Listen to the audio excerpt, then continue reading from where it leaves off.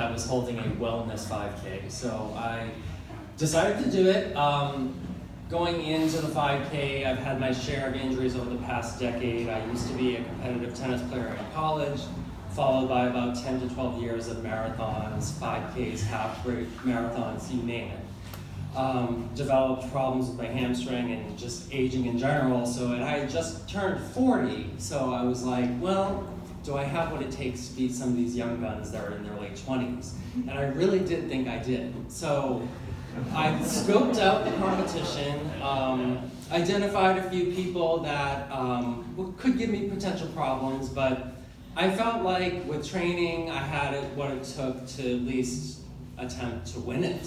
So the race came and I identified Joe as my primary competition, and he surely was. Once the starting gun went off, he sprinted completely, doing an insane pace for a 5K race. 5K race is 3.1 miles. You typically would do a sustained effort over those 3 miles. You don't really spike at the front and then peter out at the end. You want to be more consistent. And what he had done was, for the first half mile, he was all out sprinting. And I was like, fuck, how am I going to keep up with him? So I was like, well, I just got to stay with him, and then he'll slow down. So he did that sprint, and then he slowed down, and then he slowed down even more.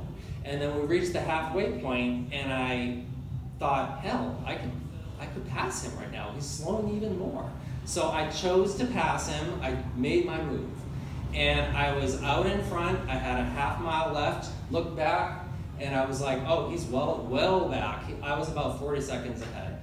So then that's when tragedy struck.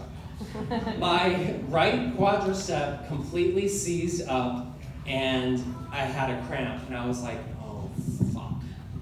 You can't really like fake your way through the rest of a 5K race. But what I did was I did this kind of limp running thing, like this, and I knew he was going to pass me. I was like, okay, whatever. So 40 seconds later, there goes Joe. He didn't even look back.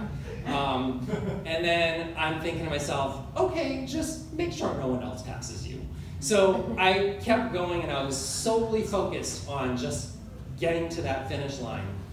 So I kept, but then all of a sudden, it was like I was in this tunnel. And on the right side, the ocean was there, because we were downtown in Embarcadero.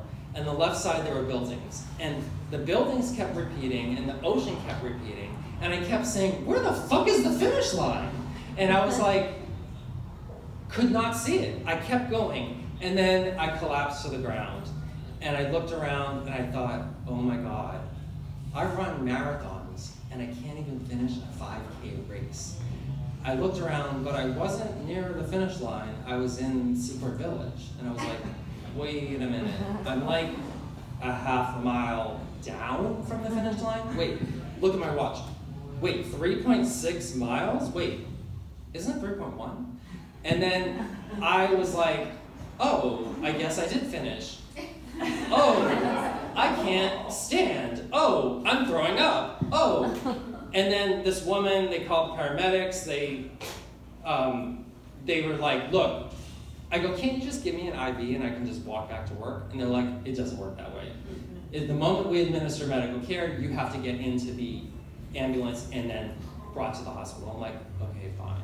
So I went to the Mercy Hospital, got blood work, everything was fine 3 weeks later, although I had a 3-week period of worrying if I had cancer, because my levels were really screwed up on a lot of the tests. So I ended up realizing that I didn't run my own race. I ran someone else's race, and I really should have just stuck to my pacing in my race, and then go from there. So fast forward 2 years, I was afraid to even race another 5K. I raced one, it was a corporate challenge 5K, which involved like a bunch of companies, 2,000 people. I was with the same company.